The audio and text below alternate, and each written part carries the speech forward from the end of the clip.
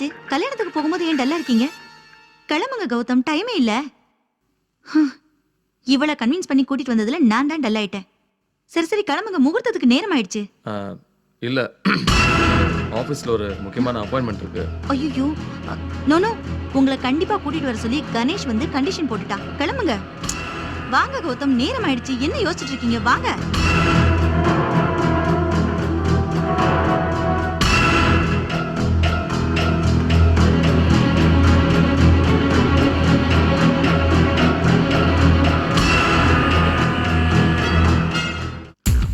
டேய், முகூர்த்தத்துக்கு வேற நேரமாச்சு.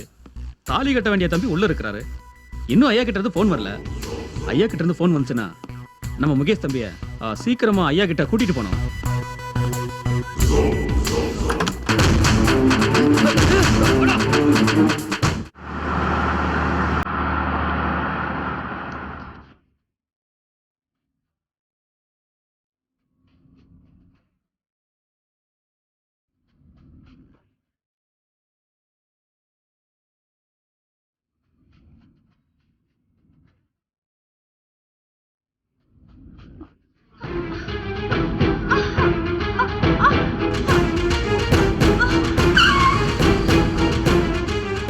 என்னாச்சு பூர்ணிமா? ஒண்ணு இல்ல, காலையில இருந்தே ஒரு மாதிரியே தான் இருந்துச்சு. இப்போ பெயின் கொஞ்சம் அதிகமா இருக்கு. இமீடியட்டா ஹாஸ்பிடல் போகலாம். வண்டி எடுங்க. வேண்டாம், நீங்க கல்யாணத்துக்கு போயிட்டு வாங்க. நான் ஆட்டோ பிடிச்சி ஹாஸ்பிட்டல் போயிட்டு வந்துடுறேன். வேண்டாம் பூர்ணிமா, இந்த நிலைமையில உன்னை விட்டுட்டு நான் மட்டும் எப்படி நிம்மதியா மேரேஜ்க்கு போக முடியும்? ஒன்றும் பயப்படாது, நான் பார்த்துக்கிறேன்.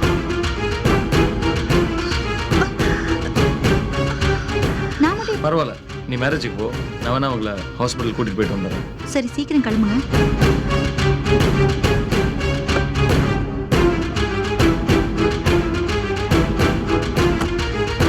சீக்கிரம் கிளம்புங்க.